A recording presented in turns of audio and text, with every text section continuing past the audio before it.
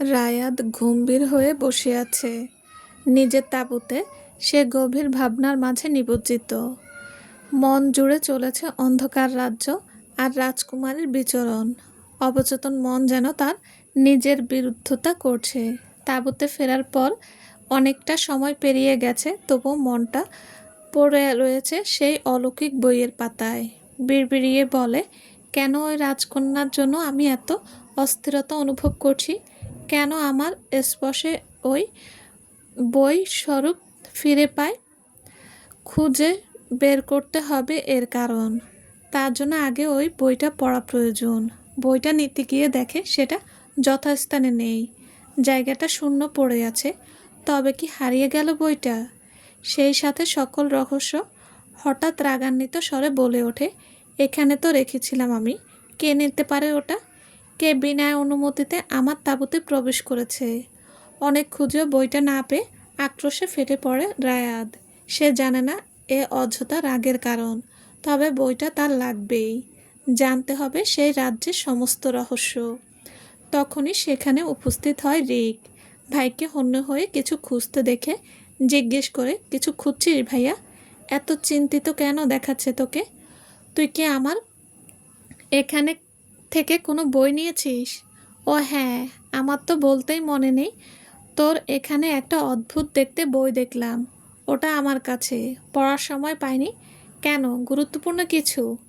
তার কথাতে চিন্তাটা কিছুটা কমে গেল, রাগ যেন বিন্দু পরিমাণ কমে না রায়াদের। রিককে উদ্দেশ্য করে বলে, তুই জানিস আমার কাছে ওই বইটা ঠিক কতটা গুরুত্ব রাখে? তোর কোনো ধারণা আছে কতটা ভয় পেয়ে গিয়েছিলাম আমি?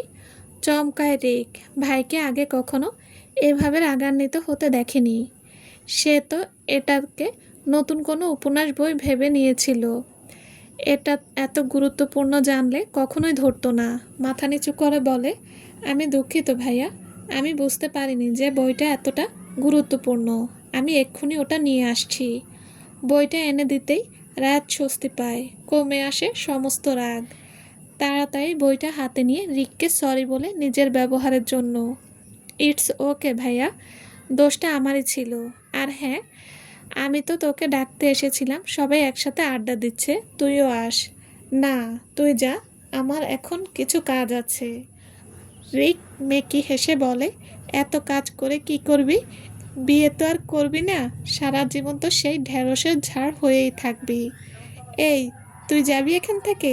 বদের হাট্টি খাডাস খচ্চর কোথাকার। টাসকি খেয়ে যায় রিক। করুণ মুখে বলে, আমার মতো হ্যান্ডসাম কিউট ড্যাশিং একটা ছেলেকে তুই খাটাস বললি ভাই? তুই জানিস মেয়েরা আমাকে ক্রাশ বয়, চকলেট বয়, আরও কত কি বলে, আর তুই কিনা আমাকে খাটাস বললি? ছি, এই কষ্ট নিয়ে আমার তো আর বিয়ে করাই হবে না। ছোট ভাইয়ের ঢঙ্গি কথাতে বিরক্ত হয় রায়াদ, কিঞ্চিত রাগিত স্বরে বলে, দূর হয়ে যা চোখের সামনে থেকে। আরে বাবা, যাচ্ছি যাচ্ছি। এমনিতেও তোর মতো হিংসুটে ময়লার বস্তুর কাছে থাকার ইচ্ছেও আমার নেই। রায়াত বুঝিয়ে শুধায়, বড় ভাইয়ের সাথে ফাজলামি করিস? উত্তর না দিয়ে দৌড়ে পালায় রিক। মুচকি হেসে তাঁবুতে ফিরে আসে রায়াদ। বইটা আগে পড়তে হবে, না হলে সব কিছু ধোঁয়াশা থেকে যাবে। তাঁবুতে ফিরে ব্যস্ত হাতে বইটা খোলে, কিন্তু একই, বইয়ের পাতাগুলো তো পুনরায় পূর্বের মতোই ফাঁকা হয়ে গেছে। তার হাতের তালুর ছোঁয়াতেই লেখাগুলো পুনরায় ফুটে উঠতে শুরু করেছে। সে উপলব্ধি করতে পারে এই বইয়ের উল্লেখিত ঘটনাগুলোর সাথে তার কোনো না কোনো সংযোগ অবশ্যই রয়েছে। সম্পূর্ণ লেখাগুলো দৃষ্টিগোচর হতেই পড়তে শুরু করে সে। রাজকন্যা লিয়ানার সমস্ত শক্তি সে তার 18 বছর বয়স পূর্ণ হলেই তবেই ব্যবহার করতে পারবে। রাজকন্যার শক্তি সম্পর্কে যেমন ভ্যাম্পায়ার রাজ্য অবগত ছিল, তেমনি তার শক্তির কথা পৌঁছে যায় চিরশত্রু নেকড়ে রাজ্যে। নেকড়ে রাজা আসিফ কিছুতেই মেনে নিতে পারে না ভ্যাম্পায়ার রাজ্যের এমন অসীম সুখ শান্তি। নেকড়ে রাজা আর ভ্যাম্পায়ার রাজ্যের মাঝে বসবাস করে এক ভয়ঙ্কর জাদুকরী, যার জাদুর প্রভাব কাটাতে পারে না স্বয়ং ভ্যাম্পায়ার রাজা ও নেকড়ে রাজাও। রাজকরীর ইলির একমাত্র পুত্র অনুভব, যাকে সে অসীম ভালোবাসা দিয়ে বড় করে তুলেছে। তার অতি আদরের পুত্র দেখতে যেন কোনো রাজকুমারকেও হার মানাতে সক্ষম। এই দুনিয়ায় তার পুত্র ছাড়া আর কেউ নেই। অনুভবে ছোট থেকে শিকার করার প্রতি অধিক ঝোঁক। সে সারাদিন জঙ্গলে ঘুরে ঘুরে শিকার করে। ইলি নিজের ছেলেকে কড়া নিষেধাজ্ঞা দিয়েছে, সে যেন কোনোভাবেই জঙ্গল অতিক্রম না করে। জঙ্গলের দুই প্রান্তে দুই ভয়ানক প্রাণীর রাজ্য, কিন্তু অনুভব যে মানুষ, সে অবুঝ, সে নিষ্পাপ। তাদের রাজ্য পা বাড়ালে নিষ্ঠুর পশুগুলো যে তার ছেলেকে ছিঁড়ে খাবে তা সে ভালো করে জানে। কিন্তু নিয়তি যেন অন্যরকম কিছু চেয়েছিল। নেকড়ে রাজা আসিফ ভ্যাম্পায়ার রাজকন্যার শক্তির লোভে জাদুকরি ইলির দ্বারস্থ হয়। তাকে সব কিছু দিতে প্রস্তুত থাকার পরেও ইলি তার প্রস্তাব নাকচ করে ফিরিয়ে দেয় নেকড়ে রাজাকে। এতে আসিফ প্রচণ্ড রেগে গেল। তার কিছু করার থাকে না, তাই সে ফিরে যায় নিজ রাজ্যে। অন্যদিকে রাজকন্যা লিয়ানা বড় হতে থাকে প্রকৃতির নিজ নিয়মে। বড় হওয়ার সাথে সাথে তার রূপ যেন ঠিকরে বেরোতে শুরু করে। বর্তমানে রাজকুমারীর বয়স 17 বছর পেরিয়ে 18 ছুঁই ছুঁই। সে 18তে পদার্পণ করলেই তার শক্তি কাজ করতে শুরু করবে। সেই ভয়েই ততস্থ নেকড়ে রাজা। তিনি তার রাজ্যের সেনাপতি রবার্টের সাথে পরামর্শ করেন এই ব্যাপারে। চিন্তিত মুখে বলে, সেনাপতি রবার্ট, তুমি তো জানো জায়াত কন্যা লিয়ানার বয়স 18 হতে আর বেশি দিন নেই। সে তার শক্তির ব্যবহার শুরু করলেই সে ধ্বংস করে দেবে আমার রাজ্য। তাকে আশ্বস্ত করে রবার্ট নরম সুরে বলে, আপনি চিন্তা করবেন না মহারাজ, তার পূর্বেই আমরা তাকে শেষ করে দেব। আসিফ ক্ষুব্ধ স্বরে বলে, কিন্তু কিভাবে সেনাপতি? ওই জাদুকরি ইলি আমার প্রস্তাব না করে দিয়েছে, তা কি জানো না তুমি?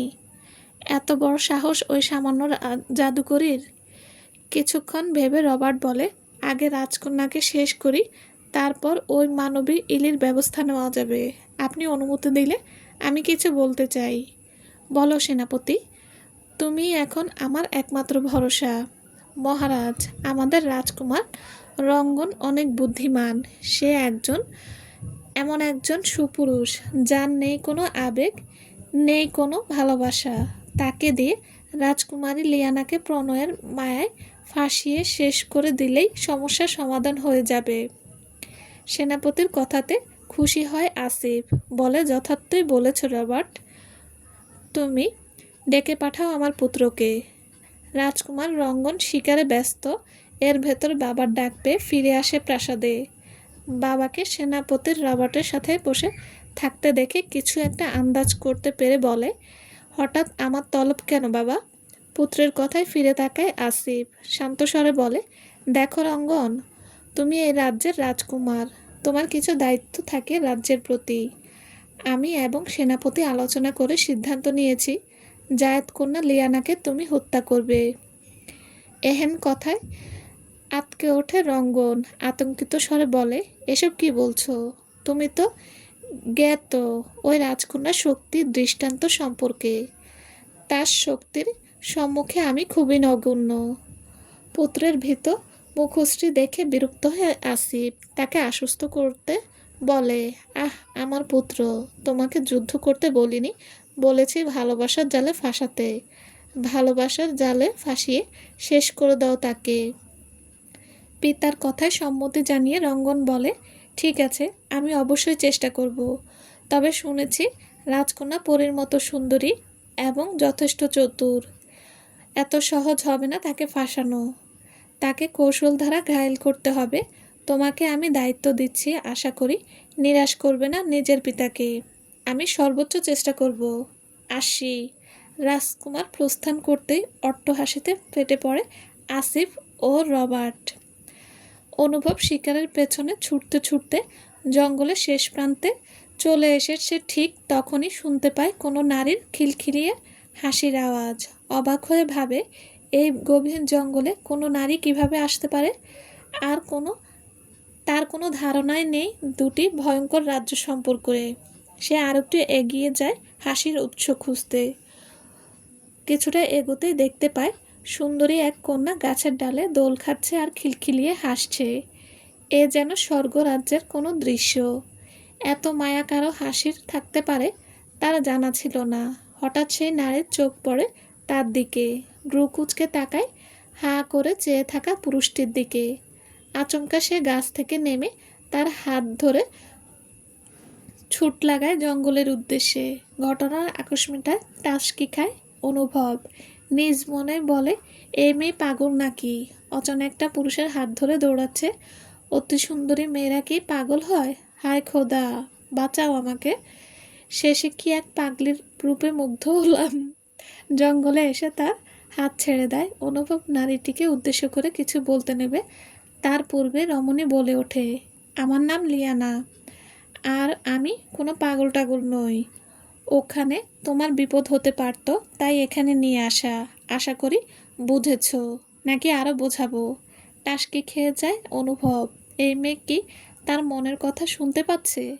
এই মেয়ে আবার কোনো পেতনি নয় তো? এত বড় জঙ্গলে পেতনি থাকতেই পারে। সে কি তবে পেতনির পাল্লায় পড়ল? পেতনিরা আজকাল এত সুন্দর হয়ে গেছে। অনুভব কিছু বলার আগে মেয়েটা পুনরায় বলে ওঠে, আরে বন্ধ করো তোমার মনে মনে বকবক করা। আমাকে দেখে কি তোমার পেতনি মনে হয়? শুধু তুমি অতি সুন্দর একটা পুরুষ দেখে কিছু বললাম না। আমি কোনো পেতনি নই। জঙ্গলের ওপারে আমার ঘর, বুঝতে পেরেছ?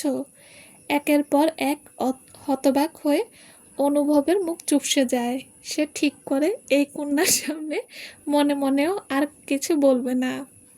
সূর্য পশ্চিম দিকে হেলে পড়তেই হুঁশ আসে লিয়ানার। আর থাকা যাবে না, আম্মা চিন্তা করবে। অনুভবকে উদ্দেশ্য করে বলে, তুমি কাল আবার এখানে আসবা, আমি তোমার জন্য অপেক্ষা করব। এখন যেতে হবে, আম্মা চিন্তা করবে দেরি করলে। আমি কেন আসব, আর আপনি বা কেন অপেক্ষা করবেন আমার জন্য? কাল বলবো, এখন আসি, তুমিও দ্রুত ফিরে যাও। অনুভব পেছনে ফিরে পুনরায় সম্মুখে ফিরে তাকাতেই দেখতে পায় মেয়েটা নেই। কি আশ্চর্য, এত তাড়াতাড়ি কোথায় চলে গেল মেয়েটা? চলবে। আসসালামু আলাইকুম। গল্পটা কেমন লেগেছে প্লিজ প্লিজ জানাবেন। আর হ্যাঁ, অবশ্যই লাইক কমেন্ট করে দেবেন। আর সবাই ভালো থাকবেন। আর যারা এখন আমার চ্যানেল সাবস্ক্রাইব করেননি তাদের বলছি, প্লিজ চ্যানেলটি সাবস্ক্রাইব করে দিয়ে পাশে থাকবেন। সবাই ভালো থাকবেন। আল্লাহ হাফেজ।